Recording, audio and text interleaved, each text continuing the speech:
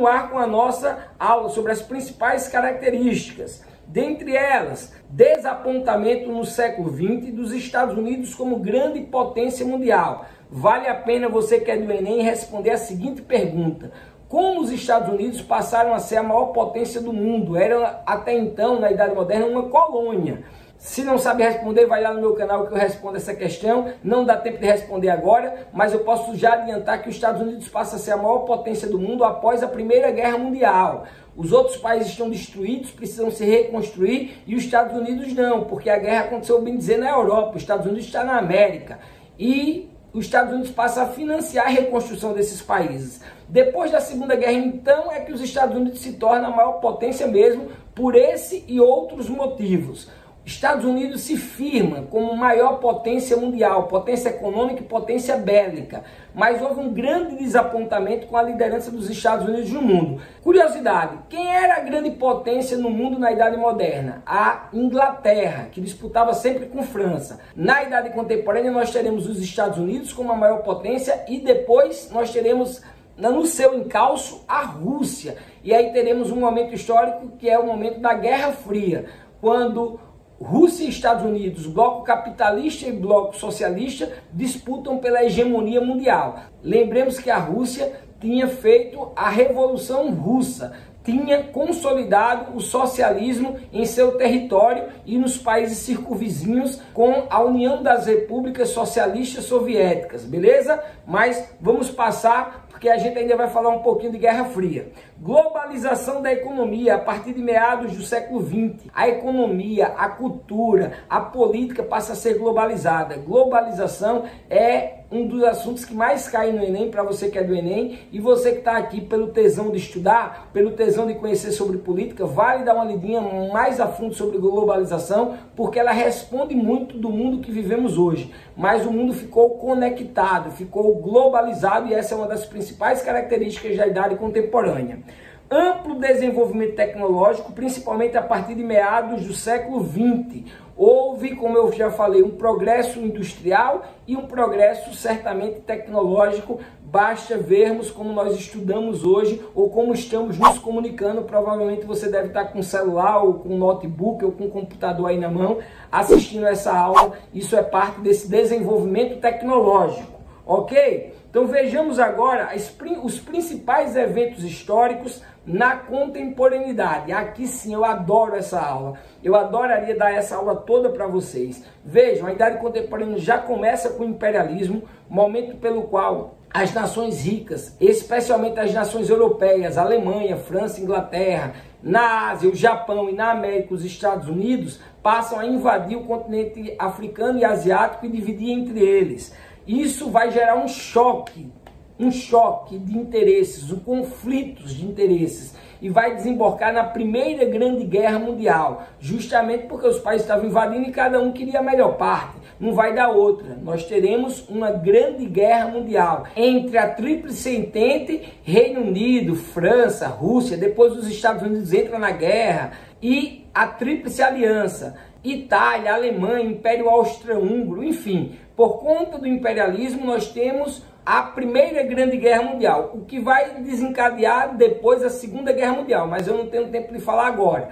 Vamos para o Entre Guerras. O que foi o Entre Guerras? Entre a Primeira e a Segunda Guerra Mundial, a Primeira Guerra Mundial vai de 1914 a 1918 e a Segunda vai de 1939 a 1945. Nesse período que nós tivemos entre o fim da Primeira Guerra e o início da Segunda, a gente chama Entre Guerras, e teve dois eventos históricos extremamente importantes aí. A ascensão dos regimes totalitários, com o nazismo na Alemanha, o fascismo na Itália, o salazarismo e o franquismo em Portugal e Espanha, e nós tivemos a maior crise que o mundo viu, a maior crise econômica que o mundo viu até então, a crise de 1929, com a quebra da Bolsa de Valores de Nova York, e como os Estados Unidos era a maior potência econômica do mundo e quebrou, quebra o mundo todo. Diversos países também entram em crise, inclusive o Brasil, que produzia café e na crise teve dificuldade de vender o seu café, o que possibilitou, por exemplo, aqui é uma aula multidisciplinar, Aqui, por exemplo, você vai aprender que por conta dessa crise, Vargas consegue dar um golpe e tomar o poder, acabando com o período da República Velha no Brasil, já que as elites brasileiras estavam quebradas economicamente por conta das crises da Primeira Guerra Mundial. Os países europeus compravam menos café, e da crise econômica de 1929. Só essa dicasinha, porque eu não ficou coçando aqui na língua, eu tinha que dar essa dica, porque o Vargas é o cara que mais cai no Enem, nunca deixa de cair no Enem, e eu estou mostrando como é que ele sobe ao poder. Mas volta para a história do mundo, o entre guerras, a ascensão dos regimes totalitários, em especial o nazifascismo, e a crise de 1929. O que é que isso vai desencadear? A Segunda Grande Guerra Mundial. Por conta do revanchismo da Alemanha, que perdeu a Primeira Guerra, mas sobretudo por conta do expansionismo dos regimes totalitários. O Hitler vai começar a expandir, vai invadir a Polônia, depois vai invadir a França, e aí nós teremos a Segunda Guerra Mundial, o maior conflito bélico que o mundo já viu. Esperamos nunca mais vivermos episódio similar. Segunda Guerra Mundial entre os aliados e o eixo. Aliados: França, Inglaterra, Estados Unidos e Rússia, especialmente, e o eixo Tóquio, Berlim, Roma, Alemanha, Itália e Japão. Então veja, foi uma guerra de proporções gigantescas e que impactam no mundo até hoje. Passada essa Segunda Guerra Mundial, os vitoriosos vão se dividir e vão disputar o poder. Professor, quais foram os vitoriosos? Ora, a Rússia e os Estados Unidos entraram na guerra depois, junto com França, Inglaterra e os aliados que também faziam parte. O Brasil, por exemplo, fez parte da guerra junto com os aliados. Brasil e outros países, mas esses são os principais. Quando acaba a guerra, nós temos aí dois blocos econômicos que venceram. Nós temos o socialismo, liderado pela Rússia, com a União das Repúblicas Socialistas Soviéticas, e nós temos o bloco capitalista, liderado pelos Estados Unidos, com Inglaterra, França, enfim. Esses dois países vão disputar a hegemonia mundial no que ficou chamado de Guerra Fria, porque eles nunca chegaram a se enfrentar diretamente, mas se enfrentavam de outras formas, como por exemplo a corrida espacial. E as revoluções chinesas e cubanas, essas eu já falei, das revoluções do século XX, Revolução Russa em 1917, Revolução Chinesa e Revolução Cubana, marcam o socialismo subindo ao poder em contraponto ao capitalismo. Isso aconteceu na Europa, isso aconteceu na Ásia, isso aconteceu aqui nas Américas. Repito, Rússia, China e Cuba, ok? Então vamos agora direto para os filósofos, não vamos perder mais tempo. Agora vocês estão municiados de informação com as principais características da idade contemporânea. Agora sim nós vamos mergulhar nos diversos conceitos políticos da idade contemporânea e seus diversos pensadores. Agora eu te convido a mergulhar comigo nos principais pensadores da idade contemporânea. Agora iremos ver as concepções filosóficas sobre política que se desenvolveram a partir dos pressupostos estabelecidos pelos filósofos da modernidade e que influenciaram a construção política da contemporaneidade nos séculos XIX e XX, chegando até os dias atuais. Lembre-se que eu falei que o início da Idade Contemporânea é com a Revolução Francesa, em 1789, e ela vai até os dias atuais. Hoje você está me assistindo e provavelmente nós ainda estamos na Idade Contemporânea. Então, pessoal, preste atenção que a Idade Contemporânea é resultado do que foi pensado na Idade Moderna. Quem foram, professores, esses pensadores? Os iluministas, eu já falei sobre isso. Em especial os contratualistas. Os iluministas foram os responsáveis por pensar as saídas para a crise do mundo moderno. Lembre-se, sempre que nós passarmos de uma fase histórica para outra, nós teremos uma crise e as saídas encontradas para essa crise vão gerar o mundo que se inicia, ok? Então, para passarmos da idade moderna para a idade contemporânea, esse momento de ruptura é marcado por uma crise anterior e as saídas encontradas para essa crise gerou o mundo contemporâneo. Qual foi a crise do mundo moderno? Nós não tivemos uma crise mais específica da modernidade como na Idade Antiga e na Idade Média. Na Idade Antiga, com a decadência do Império Romano, uma crise no sistema escravista, a Idade Média a partir do renascimento comercial e urbano. Na Idade Moderna não tivemos algo tão específico, porque a Idade Moderna é quase uma transição da Idade Média para a Idade Contemporânea. Percebam que a Idade Média vai do século V ao século XV, são 1000 anos de história.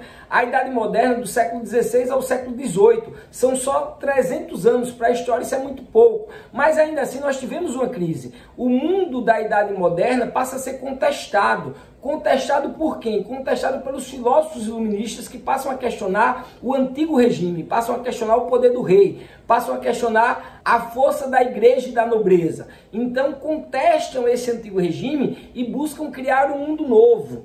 Essas ideias iluministas vão gerar a Idade Contemporânea. O principal pensador da política contemporânea que vem de lá da Idade Moderna é John Locke, que é um contratualista. Lembra dos contratualistas que buscavam entender a finalidade do Estado, a origem do Estado? Ora, para que se tem Estado? E qual a origem dele? Por que as pessoas negaram suas liberdades pessoais, individuais, e deram poder a um outro, ao Estado? Isso os contratualistas respondem a partir de um contrato social, e cada um deles diz a finalidade do Estado e a origem do Estado. Eles discordam entre si. Nós temos aí Hobbes, Rousseau e Locke, nós vimos bem eles. O que nós veremos agora é só John Locke, porque Locke é o pai do liberalismo político, nós já estudamos ele na aula passada, vamos só passar rapidinho, porque o liberalismo político vai ser a corrente filosófica, o pensamento político filosófico que vai ter hegemonia no mundo ocidental, beleza? Então John Locke foi extremamente importante e nós veremos ele a partir de agora,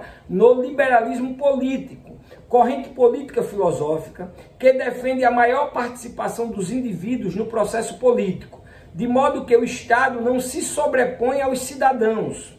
O Estado deve ser a máxima expressão, mas que seja a expressão da vontade geral, da vontade do povo. Lembram de quando Locke disse que o Estado precisava ter representantes do povo, representantes populares, e aí ele fala quase que criando um sistema legislativo de poder, beleza?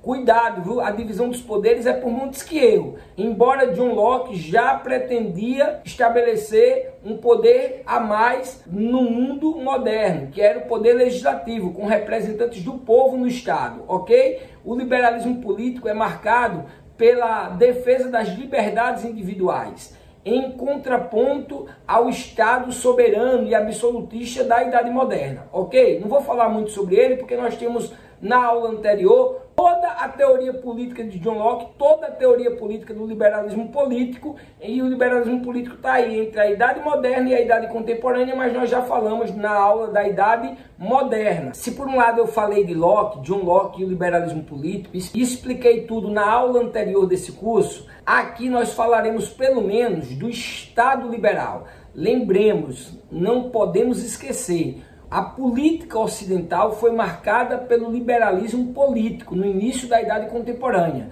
A maioria dos Estados-nações, das nações na Idade Contemporânea, pegaram o liberalismo político e adequaram às suas realidades. Então, eu falei para vocês na aula passada, por exemplo, o caso dos Estados Unidos. Basicamente, a Carta Constitucional dos Estados Unidos é a teoria de Locke. A teoria de Locke foi hegemônica no mundo todo, pelo menos no mundo ocidental. A corrente filosófica liberal foi hegemônica. Então, vamos entender o que é o Estado liberal. Basicamente, o Estado liberal tem um corpo de militares profissionais que formam as Forças Armadas e as polícias, que tem como objetivo a segurança interna e a segurança externa do país, proteger o território contra inimigos externos. Dispõe também de um corpo de funcionários e servidores públicos que formam a burocracia responsável por fazer cumprir as decisões dos três poderes.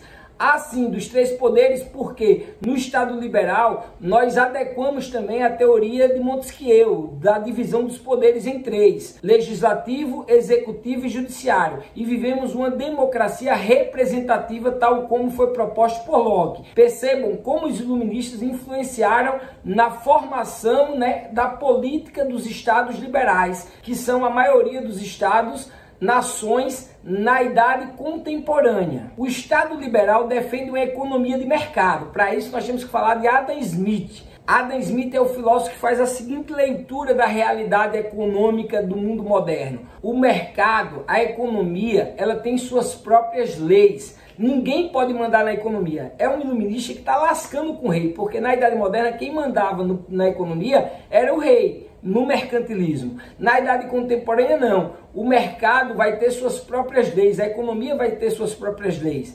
O Estado liberal vai seguir à risca a teoria de Adam Smith, a teoria econômica, segue a teoria política de John Locke, da república representativa, com a divisão dos 3 poderes de Montesquieu, e no âmbito econômico, a teoria de Adam Smith, que o mercado tem suas próprias leis. E quais são, professor? A lei ou as leis do mercado, as leis da economia, nada mais do que a lei da procura e da oferta. Se essa aula for muito procurada, essa aula vai ter um valor muito alto no Estado liberal. Se essa aula for pouco procurada, essa aula vai ter pouco valor. O que vale para tudo nesta economia liberal é a procura e oferta. Vamos para o celular. Se o celular é muito procurado e tem uma oferta baixa, o preço do celular será altíssimo. Por sua vez, se o celular tem pouca procura e uma oferta alta, o preço do celular será baixíssimo. A lei da oferta e da procura, que foi interpretada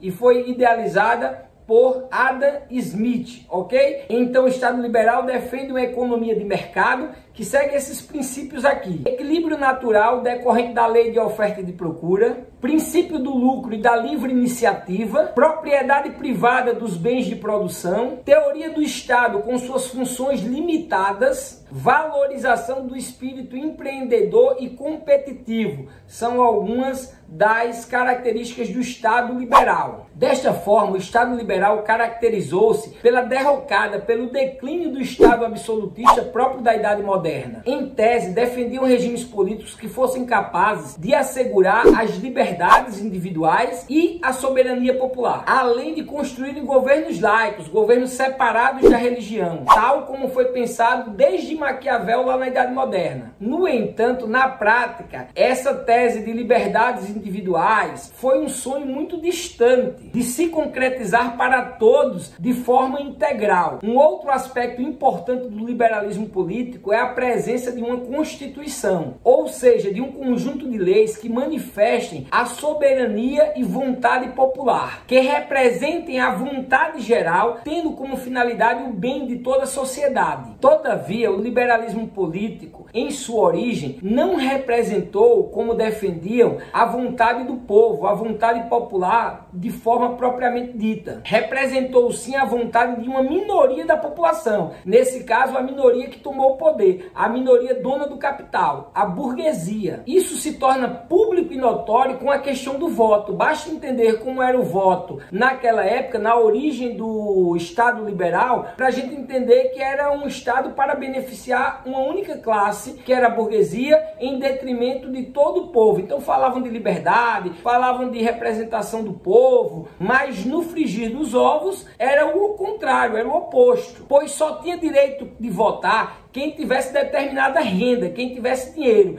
Isso mostra bem como esse liberalismo no início, esse liberalismo da Europa, não foram tão liberais quanto diziam, ao menos não nas primeiras décadas. Um outro exemplo é que na origem do Estado liberal foi defendido que o não proprietário não podia exercer um cargo de representante de um dos 3 poderes. Ou o cara tinha propriedade, tinha posses, ou ele não podia se candidatar, por exemplo, ao legislativo, ou ele não podia ser do judiciário, ele só podia se tivesse posses, se tivesse bens. Então é mais um dos exemplos que o Estado liberal, na sua origem, nas primeiras décadas, não era tão liberal assim como eles pretendiam ser, ou como eles defendiam. Porém, no século XIX, quando cresceu o número de trabalhadores, se a gente está falando aí depois da Revolução Industrial, a gente falou nas características da idade contemporânea, do avanço da industrialização, da globalização. Então cresceu o número dos trabalhadores, o Estado liberal não podia mais negar os direitos aos trabalhadores de participar da vida política, de participar dos poderes. Então o Estado liberal teve que também voltar sua atenção para essa massa de trabalhadores. Puderam, por exemplo, se engajar em sindicatos. Sindicatos é uma marca desse período e é uma marca do Estado liberal, quando os trabalhadores passam a poder se organizar em suas categorias. Um símbolo da força e organização desses trabalhadores, desses proletários. Os sindicatos que nascem aí. Então nascem os sindicatos e o Estado liberal passa a ter maior atenção para com os trabalhadores. E aí os trabalhadores conquistam direito a voto, a poder participar do poder legislativo, enfim. E aí nós temos estados liberais mais liberais do que eram, como nas primeiras décadas, como no seu surgimento. Uma das maiores vitórias dos trabalhadores foi o sufrágio universal, foi o voto universal. Isso foi uma conquista franquista, não foi dado. Então, no Estado liberal, precisou os trabalhadores se organizarem em sindicatos, se organizarem politicamente para poderem conquistar o direito ao voto. E o Estado liberal, como pensado nas primeiras décadas, não pôde conter essa volúpia, essa força dos trabalhadores. Então, assim, fica registrado o sufrágio universal, o voto universal, como nós temos hoje, como uma das grandes conquistas dessa classe trabalhadora emergente, né, que está surgindo por conta do progresso da industrialização. Nesse cenário que acabei de falar, vão surgir teorias políticas mais atreladas aos interesses dos trabalhadores, que defendem mais o interesse dos de baixo, né, do interesse dos proletários. E essas teorias políticas são socialismo utópico, socialismo científico e anarquismo, e nós veremos as três agora, para depois vermos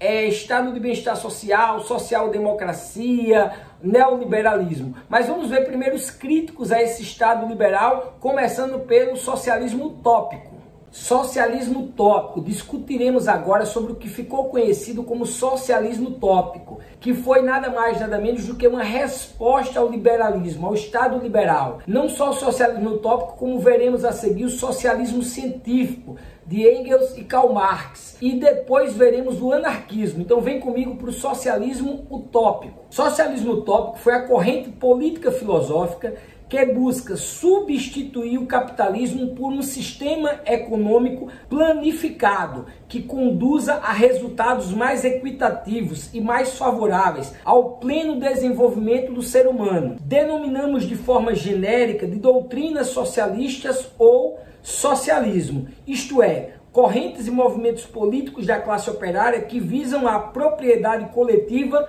dos meios de produção. O socialismo utópico nasce em meados do século XIX em decorrência das diversas crises provocadas no Estado liberal, provocadas sobretudo por conta do liberalismo econômico, mas também por conta do liberalismo político. É consequência, então, da desigualdade social, da precarização de vida, das situações desumanas de trabalho, precarização de vida dos cidadãos no meio rural, na zona rural. Estamos falando de condições desumanas de trabalho. Isso para não citar sequer a exploração da mão de obra infantil, muito comum na época. Então, ora, se exploravam crianças, imagine como exploravam os trabalhadores adultos. Era uma verdadeira precarização da vida humana. Então, por conta disso, surgem correntes filosóficas como o socialismo, e nesse caso aqui o socialismo utópico em meados do século XIX. O socialismo utópico foi a primeira corrente do socialismo e foi denominada por socialismo utópico pelo fato que esses socialistas defendiam a mudança, uma transformação na sociedade sem a necessidade da luta de classes. Sobre luta de classes nós vamos entender um pouquinho mais no socialismo científico. Para os socialistas utópicos, eles acreditavam na transformação da sociedade sem a necessidade da luta de classes. Portanto, sem que ocorresse um conflito entre a burguesia e o proletariado, entre os donos do capital e aqueles que vendem sua força de trabalho. Para eles era possível transformar a sociedade sem este conflito, sem esta luta de classes. Coisa que para o socialismo científico é impossível e a gente explica quando chegar lá. Eles se mantinham buscando o racionalismo para poder fazer essa transformação social, mas sem serem críticos radicais do capitalismo. Era como se fosse fazer uma transformação por dentro do próprio capitalismo, daí serem chamados de utópicos. Vale salientar, porém, que os socialistas utópicos foram os primeiros a fazerem críticas à sociedade industrial e à desigualdade gerada pelo capitalismo, as desigualdades presentes nos estados liberais. Eles foram os primeiros a tecerem essas críticas. Foram então os pensadores que deram os primeiros passos rumo à teoria ou às teorias socialistas que nós temos hoje em dia. Defendiam uma sociedade ideal na qual as classes vivessem em harmonia, a partir de interesses comuns que estivessem acima da exploração e da busca incessante pelo lucro, tal como é no capitalismo, na política e economia liberal. Entre os socialistas utópicos havia uma preocupação em termos uma sociedade onde não houvesse a exploração de um homem sobre o outro, onde não houvesse exploração do trabalho. Todavia, suas teorias sobre igualdade, suas teorias de crítica ao liberalismo eram meio infantis, não tinham muita fundamentação teórica. Daí, mais um motivo a serem chamados de socialistas utópicos. Caracterizava-se mais por uma visão meio que romantizada de uma sociedade ideal. Assim como Platão fez lá na Grécia Antiga, eles meio que idealizavam uma sociedade, mas não davam fundamentação teórica. Daí, Engels e Karl Marx os denominarem por socialistas utópicos, porque entenderam que as suas teorias precisavam de cientificidade, precisava ter fundamentação teórica, fundamentação na praxis, na prática. Então, vamos fazer um outro socialismo, que é o socialismo de caráter mais científico. E é o que nós veremos a partir de agora, socialismo científico, inaugurado por Engels e Marx. Em oposição ao Estado liberal, surge o socialismo, as ideias socialistas. O socialismo utópico e o socialismo científico, além do anarquismo que veremos a seguir. Agora nós falaremos sobre o socialismo científico, a partir das ideias de Engels e Marx, no livro O Manifesto Comunista. Ali surge a cientificidade do socialismo, o socialismo enquanto ideologia política científica, na prática, com fundamentação teórica, beleza? Então vejamos agora o socialismo científico a partir das ideias de Engels e Marx, especialmente Karl Marx, né? Marx vai bem mais adiante do que o Engels. Depois do Manifesto Comunista, ele ainda escreve Ideologia Alemã, O Capital, que é assim um clássico do socialismo. Então vamos ver basicamente o que é o socialismo em linhas gerais, esse pensamento político que defende uma sociedade mais justa e igualitária. Socialismo científico. As concepções políticas dos socialistas compreendem o proletariado como um sujeito político e histórico e visam construir uma nova sociedade e uma nova política que ponha fim na exploração do homem pelo homem, na dominação política, nas exclusões sociais e culturais. Afinal, os sujeitos políticos são os trabalhadores.